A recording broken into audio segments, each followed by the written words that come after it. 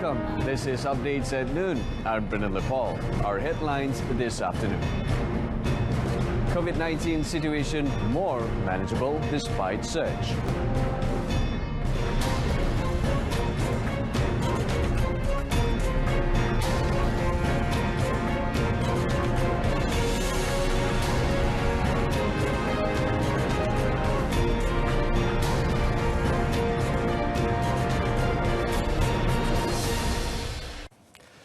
The COVID-19 situation is more manageable now, despite the number of cases being almost similar to that recorded in August and September last year.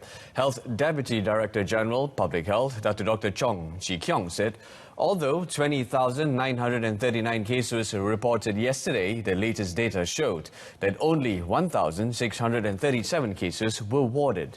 158 cases were in the intensive care unit ICU, with less than 10 deaths reported. In comparison, when 20,780 cases were reported on 11 August last year, some 2,928 cases were warded, 1,547 cases were in the ICU, and there were also 332 fatalities.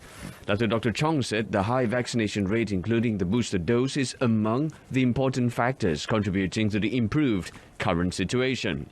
Dr. Chong, who is also the National COVID-19 Rapid Response Task Force co-chairman, said, at present, there is a sufficient capacity of beds to accommodate COVID-19 patients, as the number of cases in categories 3, 4 and 5 is less than 1%.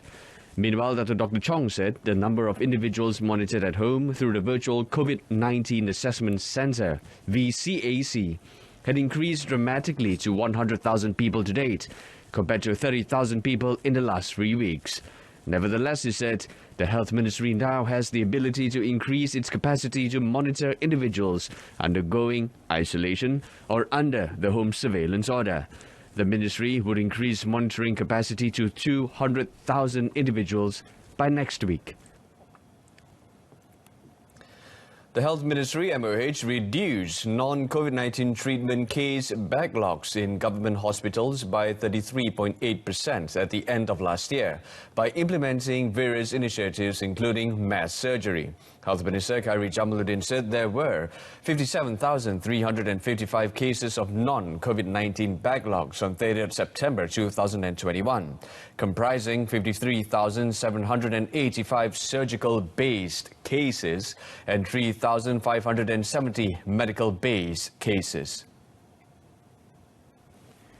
Judging from this, Khairi said MOH will strive further to cut the figure by continuing the initiative with several hospitals, including University Kebangsaan Medical Centre, for the neurology discipline. Bagi menangani isu kes-kes bukan COVID-19 yang tertunggak, kita dah melaksanakan penjumpaluaran perkhidmatan kepada hospital swasta. Kita telah mengadakan KPI untuk menurunkan backlog. KPI saya, pembukaan semula dewan-dewan bedah elektif di Hospital KKM secara berperingkat bermula pada Oktober 2021. The minister said this after launching the Mass Urology Surgery Initiative MUSI program at Hospital Selayang yesterday. On the MUSI program, Khairi said MOH was targeting to settle 50 cases of backlogs involving urinary system diseases and andrology throughout the 4 days of the program, which began on Thursday.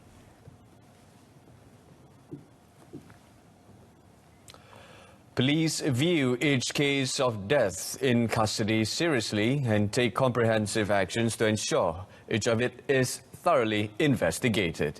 Bukit Aman Integrity and Standards Compliance Department Director Dato Azri Ahmad said the police would submit investigation papers to the Deputy Public Prosecutor Office to ensure all aspects of the investigation paper were conducted by complying with all investigation procedures relating to cases of death in police custody under the Criminal Procedure Code and Practice Direction 2, 2019. Dato Azri said, in this context, the practice of referring investigation papers to the Deputy Public Prosecutor is to obtain further advice and views on investigation procedures.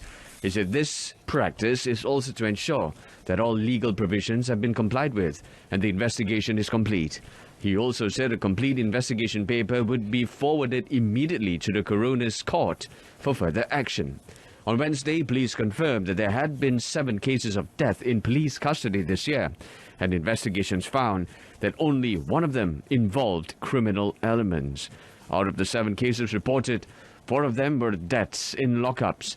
2 cases involved death at the hospital, and 1 case involved death on the way to the hospital. Bank Negara expects the domestic economy to continue its recovery, supported by the continued expansion in global demand and higher private sector expenditure, given improving labour market conditions and ongoing policy support. Its Governor Tan Sri Nur Shamsia Muhammad Yunus said that the continuation of major investment projects in both private and public sectors will support the economic growth. Commenting further on the matter, Tan Sri Nur Shamsia said the country is well positioned to continue benefiting from the expansion in global economic and trade activities. Continued progress in vaccination and the availability of antiviral medications will allow for better management of the pandemic. This would minimize disruptions to economic activity. Meanwhile, Bank Negara expects average headline inflation in 2022 to remain moderate as the base effect from fuel inflation dissipates. Core inflation is expected to edge upwards as economic activity normalizes amid the environment of high input costs, but will remain modest due to the containment of upside risk by the continued slack in the economy and labour market. The outlook, however, continues to be subject to global commodity price developments amid risks from prolonged supply-related disruptions. Now, Malaysia is expected to have more electric vehicle EV charging stations in future, given local capability of providing services to set up such facilities at lower prices. Without giving any new target figure, Science, Technology and Innovation Minister Dato' Seri Dr. Adam Barber said the collaboration between local firm Mobility Work Group Sediran Berhad MW Group and EZ Charge of the United Kingdom was an effort towards developing further such technology in the country. The minister said the National Automotive Policy 2020 had earlier set a target of establishing nearly 5,000 EV charging stations, but this was still in the developmental stage. He said with the readiness to localize EV production, it should lower the cost of building charging stations and facilitate their provision. MW Group, meanwhile, aims to be a pioneer in the manufacture of EV parts and components as well as EV chargers, with a long-term plan that includes localization of EV manufacturing. Its executive chairman, Zulkifli Qasim, said the group had identified EZ Charge, which has more than 30 years of experience in smart electronic solutions innovation and credibility in the renewable energy development, as a technical partner to realize the development of EV in the automotive industry in Malaysia. He said the company's long-term plans also included setting up a smart factory by 2023 to produce EV replacement parts and components as well as EV chargers that were cost competitive. National shooter Nurul Shasha Nadia Muhammad Arifin was in excellent form as she gunned down the gold medal in the women's 10-meter air pistol event at the Grand Prix Rifle Pistol in Jakarta, Indonesia. According to the results posted on the tournament's official website, Nurul Sasha scored 17 points to beat Singapore's Teh Juong 7 points in a gold medal match of the International Shooting Sport Federation ISSF competition.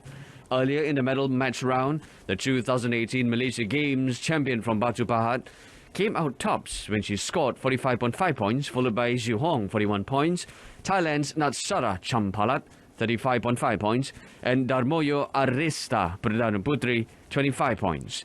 The competition, which began on Tuesday, will end on 18 February.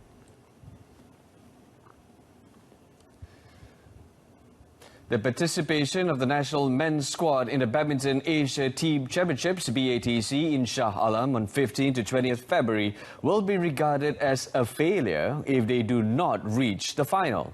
According to the country's men's top singles shuttler Li Zijia, Malaysia should take advantage of the weakened field as some of the top teams won't be featuring their star players in the tournament to be held at the Setia City Convention Centre.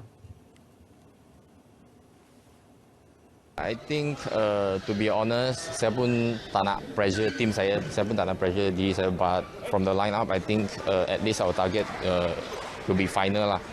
Yes, because considering the other teams, they just send the second lineup, and we send our best teams in this BATC, so I think our target at least in final lah.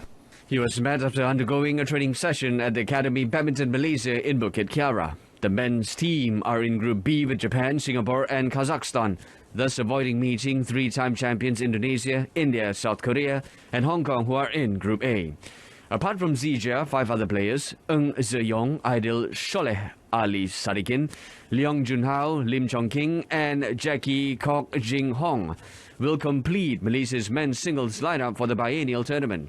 The Tokyo 2020 Olympic bronze medalist Aaron Chia Soh Woo-yik will lead Goh Zefei, Nur Izzuddin Rumzani and Man Wei Chong T Kai Woon for the men's doubles charge. Wrapping up updates at noon in our top story, COVID-19 situation more manageable despite surge. News at 10 comes on this evening on my Freeviews Berita RTM news channel. Till then, I'm Brendan Paul. Have a great weekend and take care.